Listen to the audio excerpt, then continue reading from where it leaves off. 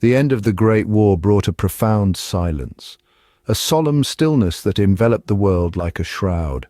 It was a silence forged from the ashes of conflict and strife, a silence that stretched across continents, over oceans, parting the sky and the earth, from the darkest corners to the most illuminated spaces.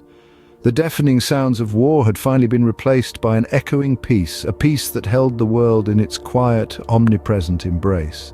For the span of 4 devastating years, the earth had trembled incessantly with the thunder of artillery and the cries of the fallen shaking the very essence of humanity.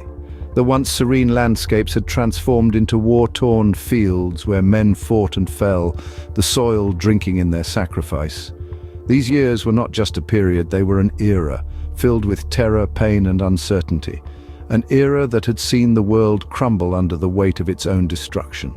These were the years where the sky was blotted out with endless smoke, where the ground shook with every explosion, where the rivers ran red with blood.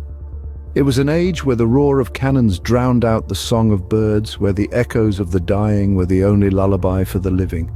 The earth, our home, had become a massive battlefield, scarred by the ruthlessness of war and forever marked by the blood of its children. Yet now there was a pause that was more than just a cessation of noise. It was a collective breath held in the aftermath. It was the world, war-weary and ravaged, coming together in this one moment of tranquility, a quiet that was both healing and haunting. It was the pause that marked the end of an era, a pause filled with the hope of a new dawn and the dread of an uncertain future. The victors, Germany and her allies, stood at the cusp of a new era, on the edge of a brave yet daunting world.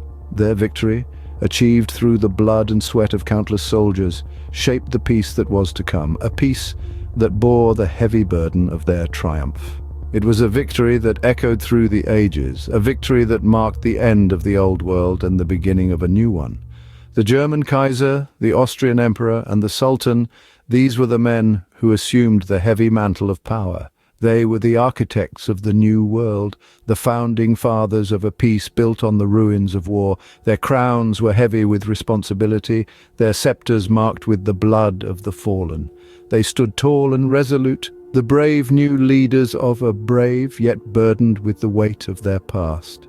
Yet within this triumph there was an undercurrent of unease, a questioning that pervaded the air. Could it have all been different? The question was not just a whisper in the wind, it was a thunderous echo that reverberated through the halls of power, shaking the foundations of the new world. It was a question that haunted the dreams of the victors, a question that left an indelible mark on the soul of the world. Could it have all been different? This question emerged from the silence, from the profound stillness that the end of the Great War had brought. In the hearts of many, the notion of fate weighed heavily.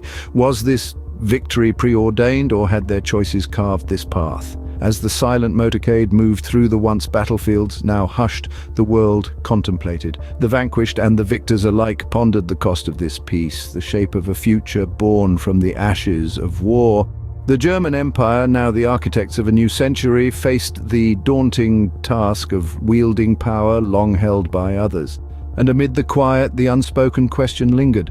What if it had been different?